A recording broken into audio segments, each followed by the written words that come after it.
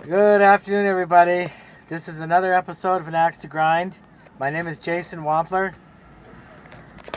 Jesus Christ, dude. Fuck, mind your own business, please. Go away. Thank you. I want to do this alone, bro. I don't want interference. The guy's looking at me, want to contribute.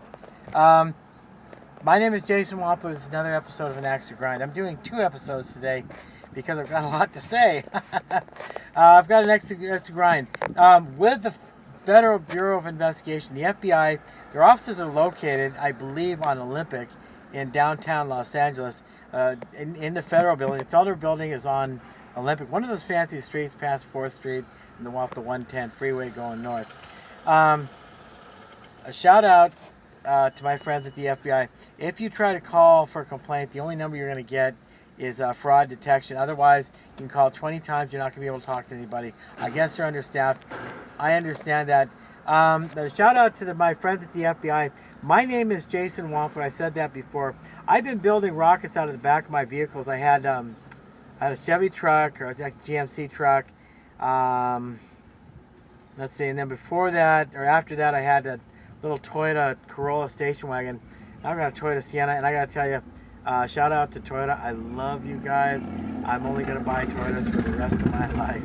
As many cars I may drive, as long as I may live, the only thing I'm going to buy and drive is Toyotas. Anyway, thumbs up. They do a great job. They're wonderful vehicles.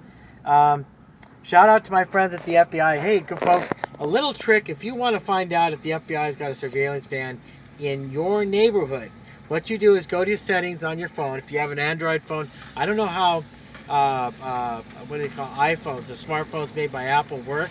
I've been using Androids all my life. I steer away from iPhones. Some people love them. I do not. I just can't get along with them. Go on your iPhone, go to settings, look up internet, and go in a place where you're not already hooked up with internet. Look up available networks. There should be a button that'll show you where the Wi-Fi feature on your phone is looking for possible Wi-Fi signals. Now these Wi-Fi signals are going to have a lock symbol right next to them. It means they're password protected. Everybody who gets Wi-Fi from cable, that the modem is password protected, has a certain broadcast range, usually inside your house, maybe a few feet outside of your house. But what matters about that is the fact that Wi-Fi signal is transmitted by the LAN hub, which is the router box itself, which is what you get from the cable company. It's password protected. It has the username, which is some strange phrase, the collection of numbers, and that's the password, but it has an ID leader. Now that leader IDs that particular LAN hub. That's the name that's been given by the factory or somebody who programmed the software that comes with the LAN hub, that router, that Wi-Fi transmitter inside your house, the unit you get from your cable box that transmits a Wi-Fi signal inside your house so you can access the internet through the cable company. Okay, they call it a LAN hub, local area network hub. That's a technical term. That router is another term. It's just a Wi-Fi box.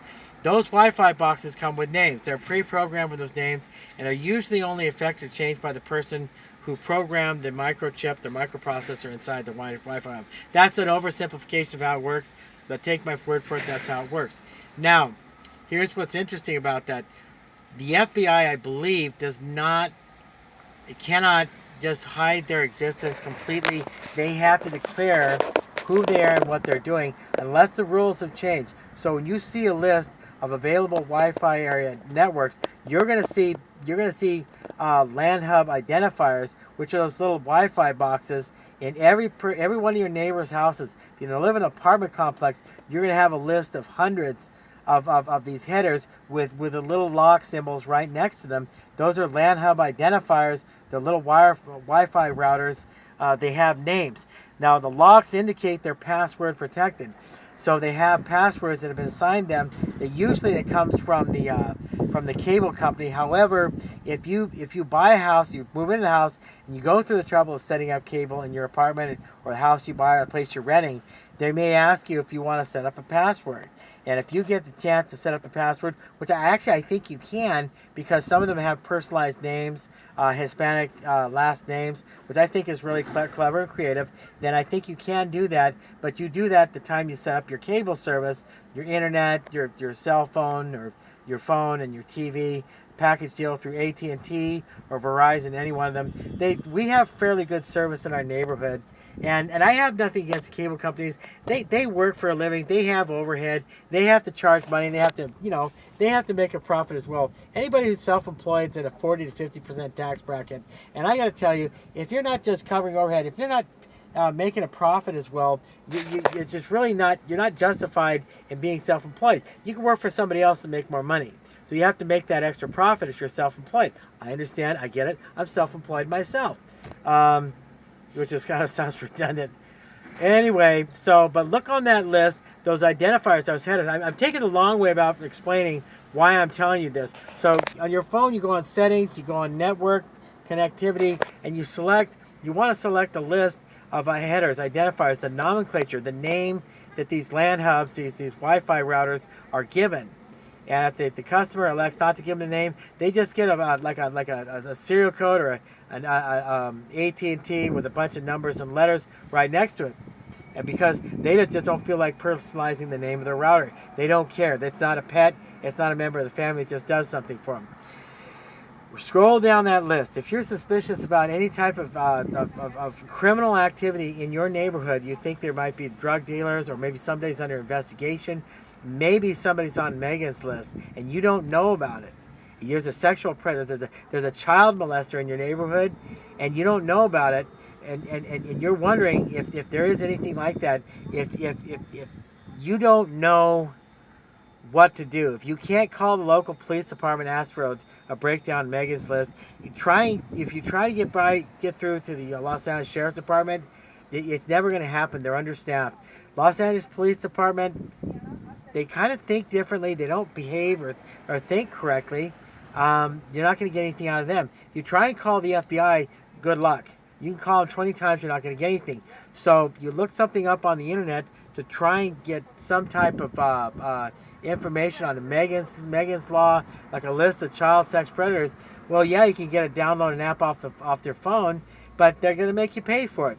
So the quickest way to find out if there's any type of FBI investigation in your neighborhood, because it reflects there might be criminal activity taking place in your neighborhood. This is a very, very rough, cursory way of doing this. This is look down that list, look for something that says FBI surveillance van. It'll be in all caps and they'll have to spell it out.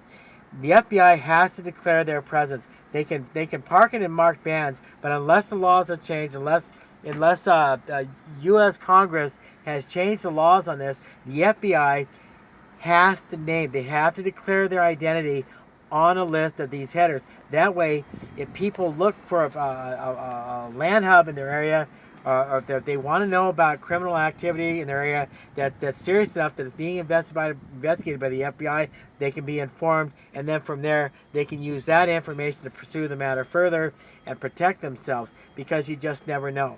So I'm not trying to blow the FBI's cover. I like and respect the FBI. I actually like and respect members of the Los Angeles Police Department. But I left a kind of a nasty blog stating that for whatever reason, maybe the Los Angeles Police Department's dispatch, they had a lapse in judgment.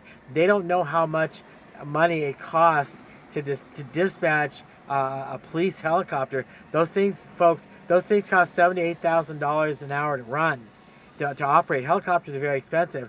You might just send a patrol car next time. The guys will shine a light and say, hey, you're not in trouble or anything. We got a noise complaint. We need to ask you to go ahead and turn off the generator and not operate any power equipment after this time. Just a friendly reminder. Now, that wouldn't cost any money. The Ford Crown Victorias, the Ford Explorers, they probably cost between $20 to $30 an hour to operate. That helicopter, the Bell Jet Ranger with the Pratt & Whitney PT7 turboshaft engine, that costs $7,000 an hour. Between $6,000 to $10,000 an hour to operate.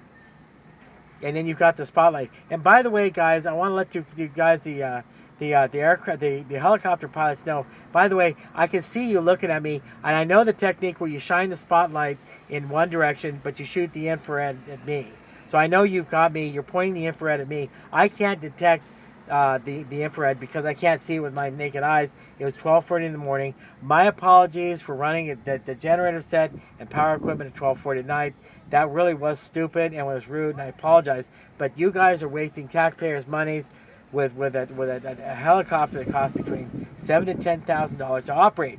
Just send a patrol car next time. But the thing is, I'm not going to have that lapse of judgment because I'm not working across the street from the fire department either. I don't want you guys to rattle their chain either. I'll just go somewhere else where I'm completely left alone, and the median noise level is well above 120 decibels. I know you guys won't bug me there.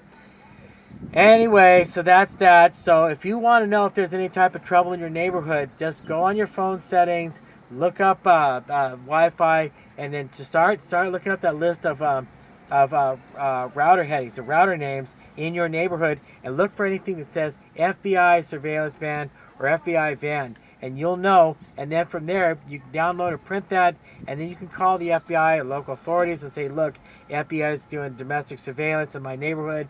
I have children. I'm worried. I'm scared. What's going on? They have to tell you at least something. And according to Megan's Law, not only does the information have to be disclosed to you at no cost, that the people who find themselves under Megan's Law dictates that they have to go and they have to inform their neighbors that they're a registered sex offender. That's federal law, and that protects you too. So shout out to my boys at the FBI. Great job. I apologize if I was vitriolic with Los Angeles Police Department in the last blog. But hey, guys, dump the helicopter, leave it alone. They're expensive.